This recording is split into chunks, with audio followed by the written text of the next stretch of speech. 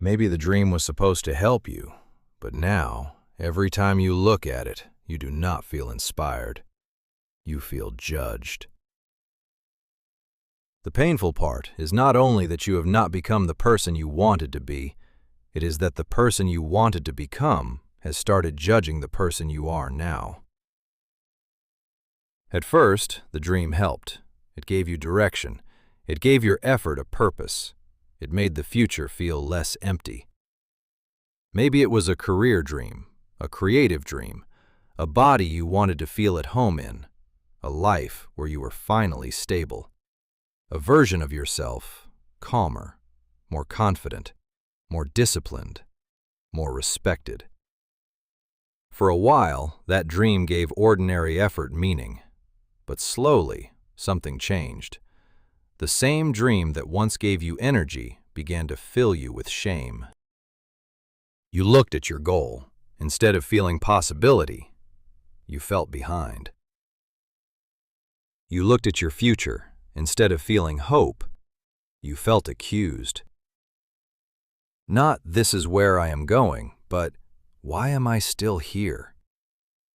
Not "this matters to me," but "what is wrong with me that I am not there yet?" This is where a dream can become harmful, not because dreams are bad, not because ambition is wrong, not because wanting more from life means you are ungrateful. A dream becomes harmful when it stops guiding your life and starts judging the person who has to live it.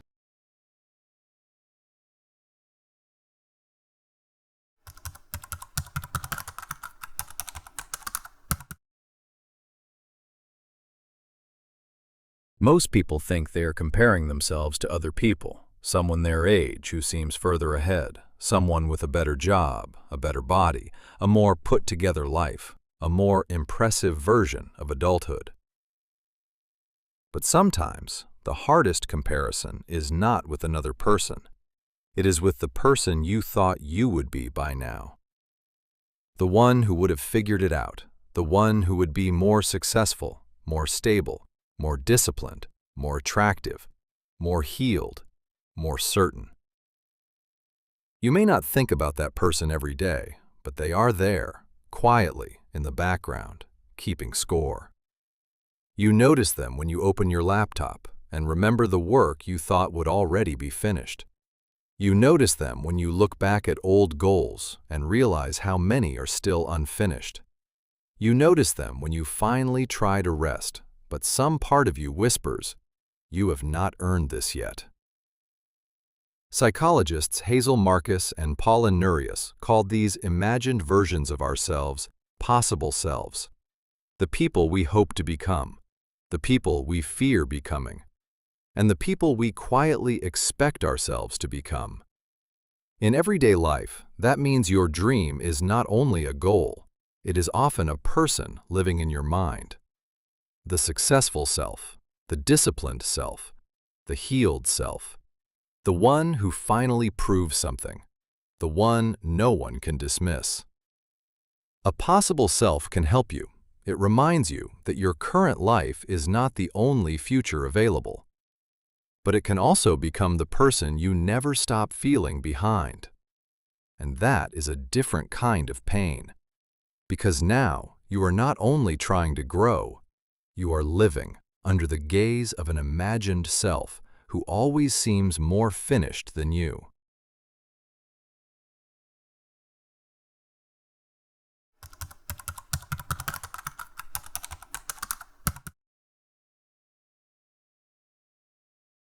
A healthy dream gives you direction.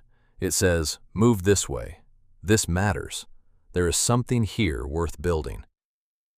But an unhealthy relationship with a dream sounds very different. It says, "Why are you still like this? Why are you not further? How many more years is this going to take? Maybe you were never serious." The dream has not disappeared, but it has changed roles. It no longer points the way. It watches, it compares, it keeps score. You sit down to learn something, and instead of curiosity, you feel shame. You try to exercise. Instead of care, you feel disgust. You look at your money. Instead of planning, you feel humiliation. You open the unfinished project. Instead of possibility, you feel like a fraud. You try to heal, and even your pain starts to feel like failure, because you believe you should be over it by now. That is not responsibility. Responsibility helps you face reality. Judgment turns reality into evidence against your worth. A dream is healthy when it gives your life direction. It becomes harmful when it turns your present life into evidence that you are not enough. The problem is not that you want more. The problem begins when more becomes the condition for respecting yourself.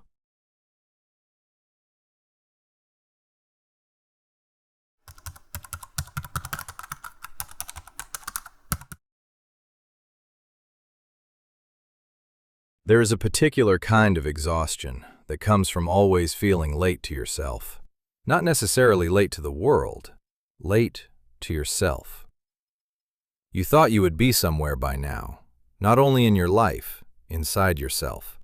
You thought you would feel stronger, more stable, less afraid, less messy, less unfinished.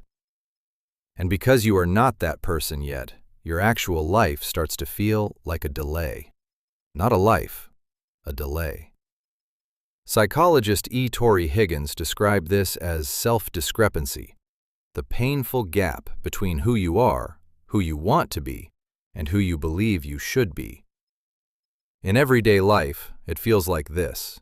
You are no longer living as yourself. You are measuring a real person against an imagined standard. Your actual self has limits. Your ideal self does not.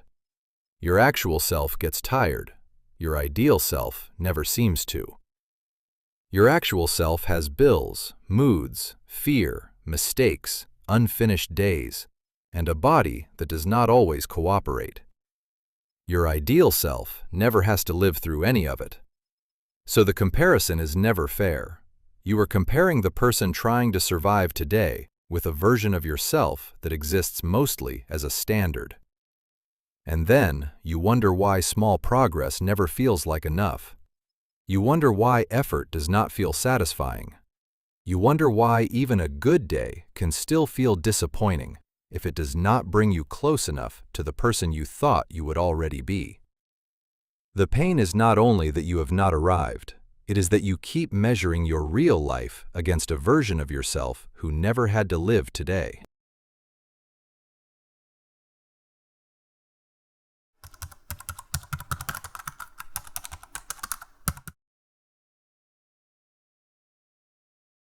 Ambition is not the problem. A dream can be honest. A goal can be meaningful. Wanting to become better is not automatically unhealthy. There are things worth building, skills worth developing, patterns you may need to outgrow, responsibilities you may need to take more seriously. But ambition changes when it becomes mixed with contempt, when the voice beneath it is no longer, "I want to build something meaningful," but instead, "I hate that I am still this person. I hate that I am not further. I hate that I still struggle. I hate that I still need time. I hate that I am not impressive yet." That is not just ambition. That is self-rejection, speaking the language of growth. And from the outside, it can look very responsible. You make plans, you set goals, you push yourself, you keep trying. You tell yourself you are simply being serious. But inside, it does not feel like care. It feels like escape. You are not only moving toward a life you value, you are trying to get away from a self you cannot stand. That is where the distinction matters. Growth says, "I want to become more honest, more capable, more alive." Self-rejection says, "I am not allowed to respect myself until I become someone else." Growth includes responsibility.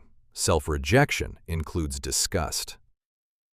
Growth can look at the present and say, "This needs work." Self-rejection looks at the same reality and says, "This should not exist." The problem is not wanting to become better. The problem begins when better becomes the proof that who you are right now is unacceptable.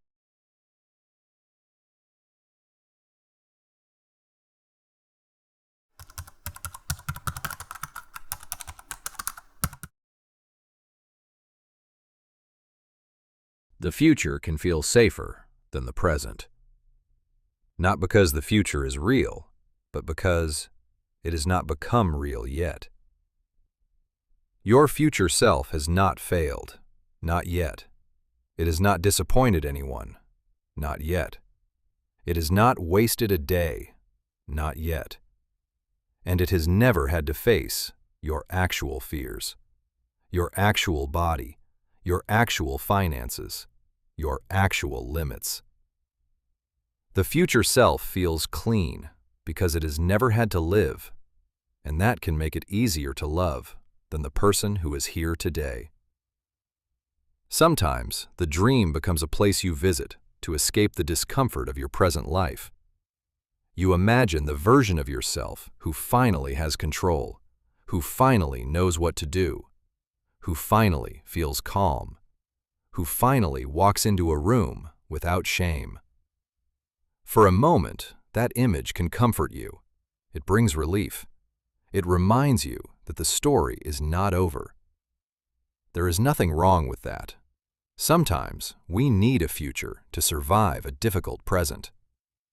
But if the future becomes the only place where you are allowed to feel worthy, then the present becomes something you only endure. You stop living with yourself. You begin waiting to replace yourself. And then the dream is no longer helping you meet life. It is helping you avoid the life you already have. The future can feel safer because it has never had to live through today. But the only version of you that can move your life forward is the one who is here.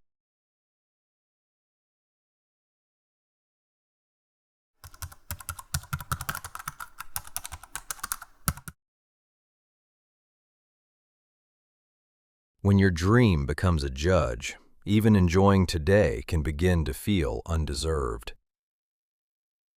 Rest feels undeserved. Joy feels premature. Small progress feels embarrassing. Ordinary work feels too small to respect. A quiet day feels like wasted potential. Even relief can feel suspicious because some part of you keeps saying, "You have not earned this yet." So you tell yourself, "I will feel proud later. I will rest later. I will enjoy life later. I will celebrate later. I will finally feel at home in myself later." When you become that person, but later keeps moving, because the ideal self is never fully here. There is always another version of you, more successful, more disciplined, more stable, more healed, more impressive. And even when you reach one version, your mind quietly creates another. So the present is always one step away from permission. You can work hard and still feel like it does not count. You can make progress and still feel embarrassed. You can survive something difficult and still tell yourself it was not enough. This is one of the hidden costs of self-rejection. It takes the dignity out of the process. It makes the person doing the work feel less valuable than the imagined person who has already finished it. But your present life is not a failed version of your future life. It is the only place where growth can actually happen. If you are only allowed to respect yourself after you become someone else, the present will always feel like a waiting room. And one day you may realize you spent years waiting for permission to inhabit the life you were already living.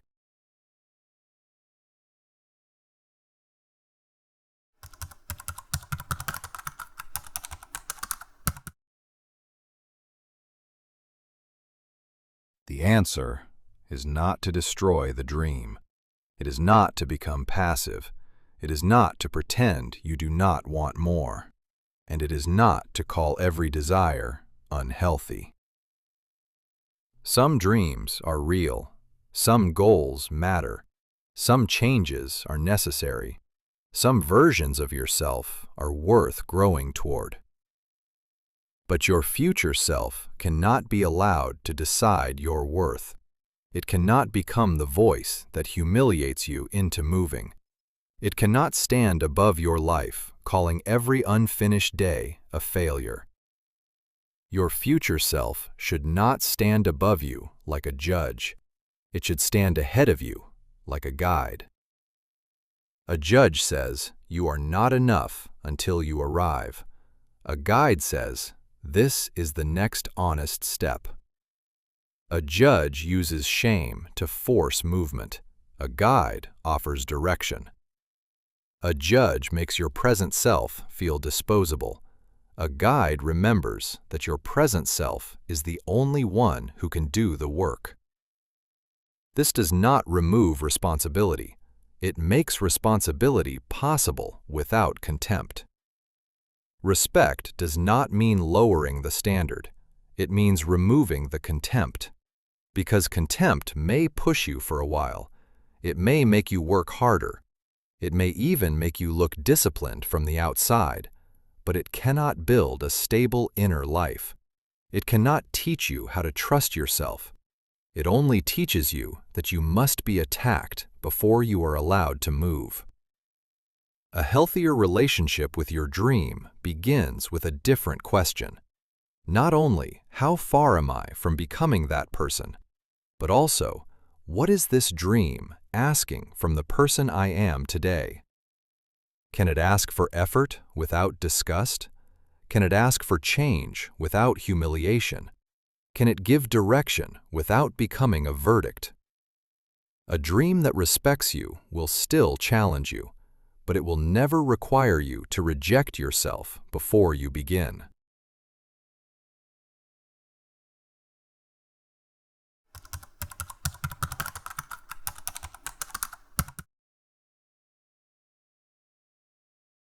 Maybe the dream still matters. Maybe the person you want to become is real. Maybe there really is a life you want to build, a skill you want to develop, a pattern you want to change, a future you want to move toward. But the real question is not only whether the dream is impressive, it is what that dream is doing to your relationship with yourself. Is it helping you live more honestly today, or is it making your present life feel like something you need to escape? Is it giving you direction, or is it turning every unfinished part of you into evidence against you?